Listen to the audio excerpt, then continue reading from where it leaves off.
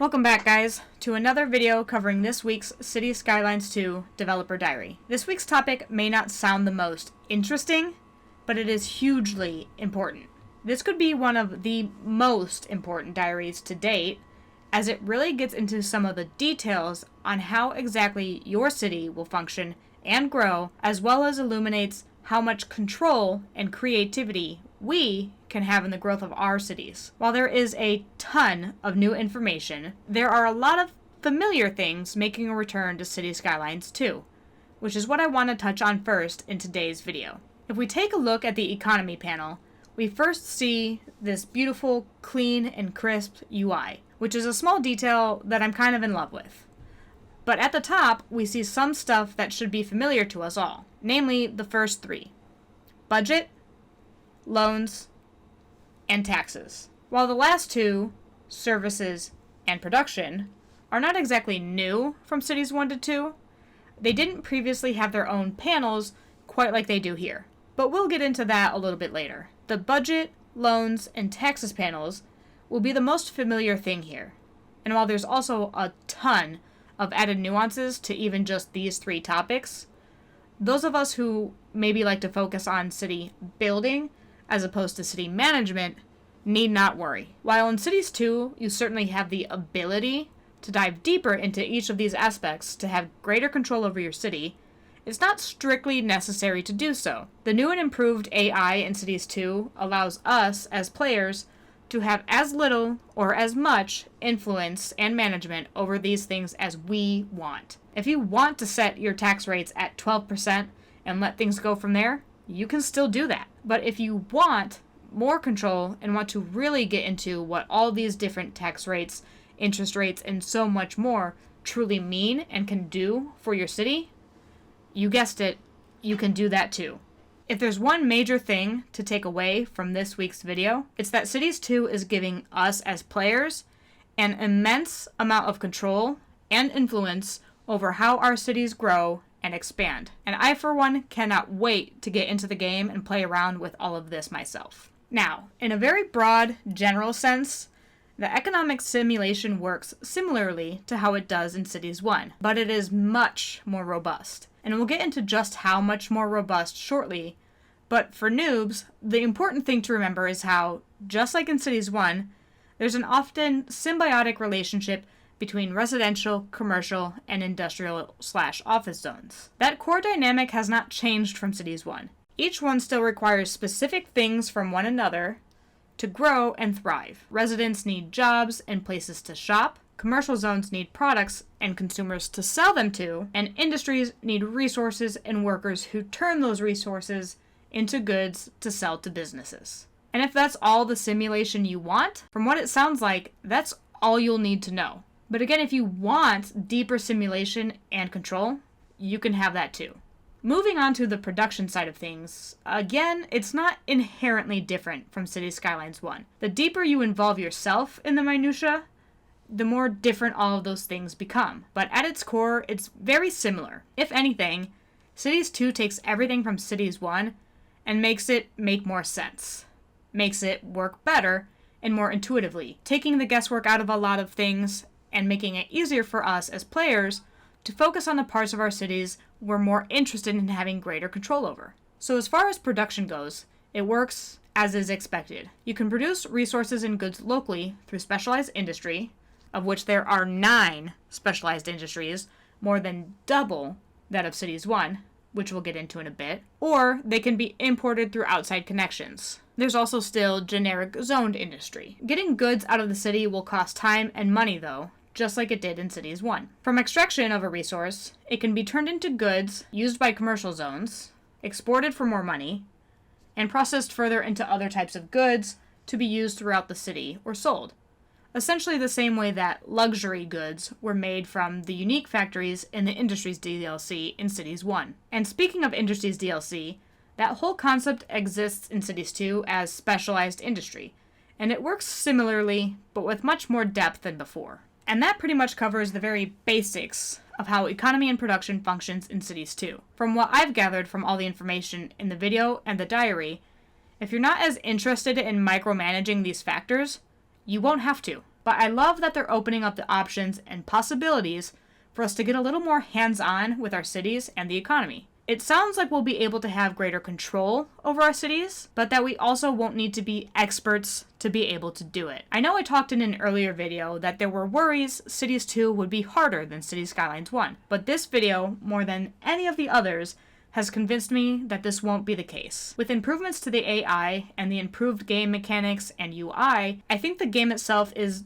designed to help each of us create the city of our dreams. Now, if you want to micromanage your city a lot more and want to focus more on the management side of things as opposed to the building side of things, this is where you'll really want to pay attention, because as I've said, there is a ton of new stuff coming to Cities 2 as far as how the economy and production side of things works. So this is everything new and or improved. I'll admit I'm not exactly sure how the economy model was designed for Cities 1, but I think we can all agree it wasn't the most realistic. And Cities 2 is adding some much needed realism to it.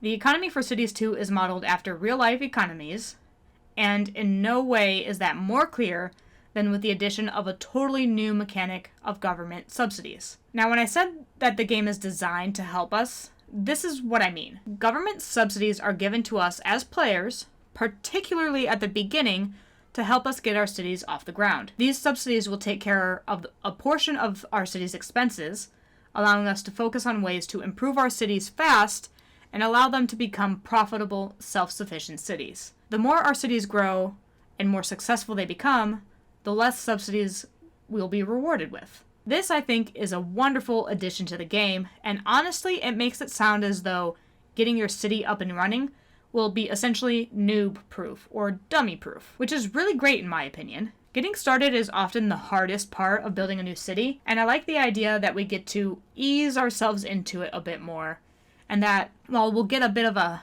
hand-holding at the beginning, it won't stay like that forever. As we as players get familiar with how things work, and as we grow our cities, things will get more difficult.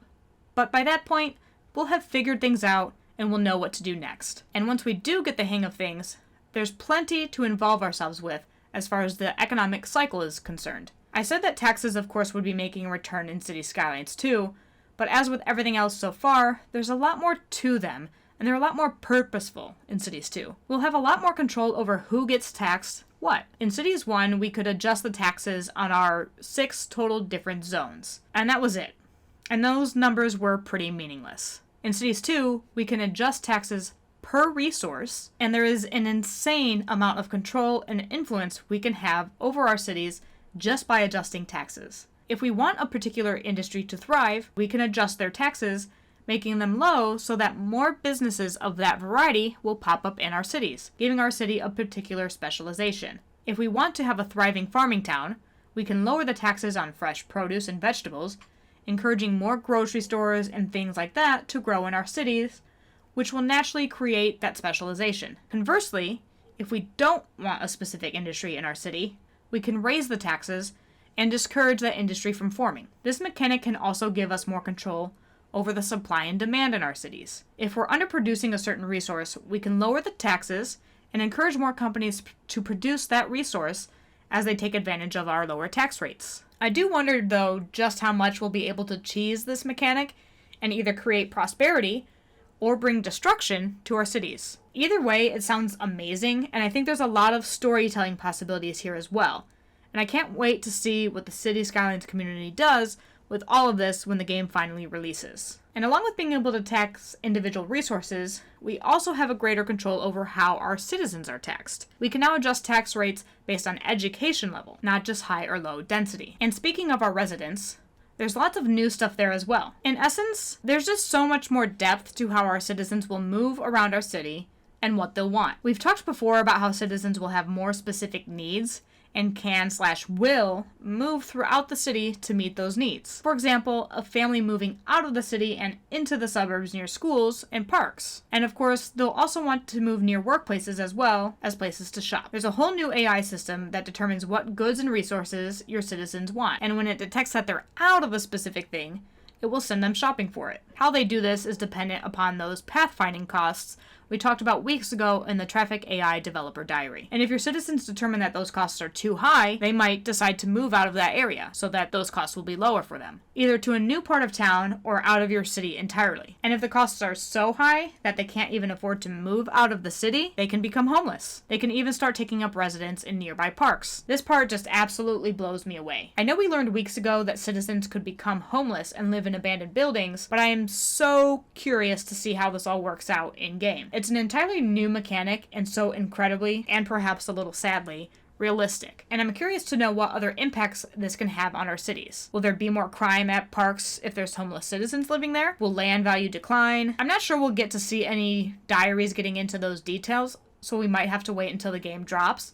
But I'm curious what others think. Let me know in the comments below what your thoughts are. How do you think all of this will affect our cities? And then there's the industries. And speaking of low land value, a new and interesting feature is that industries will actually want lower land values. Previously in Cities 1, the general rule of thumb was always that higher land value is better for everyone. But in Cities 2, certain areas will be more attractive to industries. If they require a specific resource, they'll want to be near it, as well as near routes to outside connections. The size of an available lot will determine what grows there, and as I mentioned, industry will want areas with low land value to maximize their profits, which is far more realistic than in Cities 1. It's been discussed enough that companies will consider transportation costs of exporting and or importing their resources, and that just like individuals, companies will use those pathfinding costs to determine their routes and plan of action. All of that is pretty intuitive. They'll take the shortest, fastest route in order to maximize profits. And in trying to maximize efficiency, companies will also filter different kinds of workers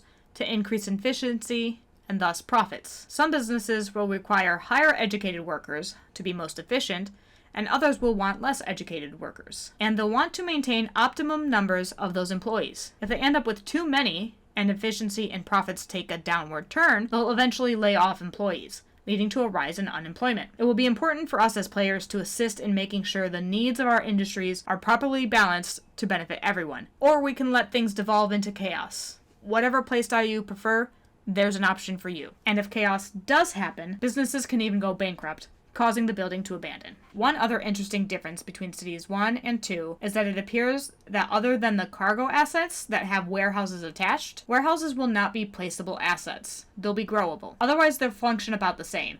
They'll store goods, but we won't be able to control what they do exactly. They'll just try to stay balanced, storing and or moving resources as needed. Office zones work similarly. The main difference between office and regular industry is that their goods don't have to be moved physically. Their goods are immaterial goods, such as electronics and things of that nature. But just like industry, they'll try to balance their employees and production levels to be as efficient and profitable as possible. Then there's commercial. Like industry, they'll take into account those transportation costs when determining which areas of your city are suitable for commercial use. They'll want to maintain a good balance between connections to the resource as well as proximity to consumers. And the AI will also determine what the nearby citizens need, and that type of commercial building will grow. For instance, if there's no grocery store nearby, the AI will have a grocery store grow in that zoned area. Otherwise, it works essentially the same as office and industry. It'll be a balancing act between their needs for maximum profitability and providing what citizens of your city need, be that jobs or products to buy. Now let's move on to the production side of things. As I mentioned earlier, extraction for specialized industry works similarly to the industry's DLC. One big difference we've touched on in other videos is that instead of plopping building after building for extraction, you can draw out an area, as you would a district, and the resources will start being extracted automatically. These industries, too, will want to find that balance of producing what the city wants in just the right amounts. Overproduction isn't the same as in Cities 1 either, where it's generally a good thing as that excess can be exported for money. While that is still partially the case, that exporting can cost a lot of money and actually hurt an industry's bottom dollar in the end. Now, as far as how an industry determines whether it's more profitable or not to export, import, or produce and use locally, or where to open up shop to begin with, is based on 3 factors. 1, price. This is pretty simple. This is just the literal price of that resource or good. 2 is weight. Companies will actually factor in the physical weight of their goods and products when determining how much it will cost to transport it around the city and or into and out of it. Lastly, is space. This mostly relates to where specific industries pop up in your city. If a resource needs a lot of space to be produced, They'll want to be in areas with low land value to make the most money. And another huge difference is the increase in kinds of industry we can have in our cities. There are now 9 types of industry. 4 of them are farming: livestock, grain, vegetable, and cotton, of which all but livestock need fertile land to function. Then there's forestry, which requires, obviously, forests. Next is stone, which can be done anywhere on the map. Then we have coal and ore, both of which require ore deposits underneath them to function. And the last one is oil, which, just like in Cities 1, also needs that natural resource to function. Unlike generic industry, these industries cannot go bankrupt and are unrelated to zoned industry. They have the same needs to balance as they do currently in Cities 1, but can downsize employees automatically to maximize efficiency and production. And a final new thing about specialized industry is that they have their own special vehicles that operate in the drawn-out industry areas. They collect the resource and drop it off at the main building, and they don't need roads and are also not affected by, nor do they contribute to, traffic. I think this means that we'll no longer have that weird issue of when all of the trucks would clog up the streets to fill any new silo or warehouse when one was placed, which I think is exciting. I think that's what that means. Let me know what you think about it. I'm pretty sure that's what it's getting at. The last thing for today are the economy info views. Again, some things are familiar, so it won't take too much to get used to what's new. The budget panel is a bit cleaner and simpler than before, and has less clutter than in Cities 1. And that's mostly because the items in the budget panel are now broken up into different areas of the economy panel for Cities 2, namely the services and production panels. Loans are different too. Instead of having 3 preset loan amounts that you unlock through milestones, you get 1 loan, but can adjust the amount of it at any time, and it comes with variations in interest rates. As you progress through milestones, the limit of what you can take in a loan is increased, and the interest rate is based on the size of the loan. The Services tab houses, well, services. This is where we can adjust how much money is being spent on our different services, be that water and electricity, or health or education. These can be adjusted at our will to have different effects on our cities and its happiness, but they don't need to be micromanaged. And I want to make that super clear. If it's not your jam, you can leave them alone and they'll do their jobs just fine. In the new production tab, you can gain greater insight on your city and its resources. You can hop in there to see where a specific resource comes from and what can be done with it. Or you can ignore it altogether and your city will function just fine. It's as involved as you want it to be. And that is all I have for you today on the economy and production for Cities Skylines 2. I hope the video provided a little bit of insight and maybe a little bit of clarification on how these things will work in Cities Skylines 2. And if you've enjoyed the video, I hope you'll consider leaving a like below. And if you would like to see more videos like this one, I will have another one next week covering the dev diary on game progression. So if you were looking forward to that, feel free to subscribe to my channel. But otherwise, that is all I have for you today. I hope you enjoyed the video. I hope you have a wonderful day. Thank you so much for watching. Goodbye.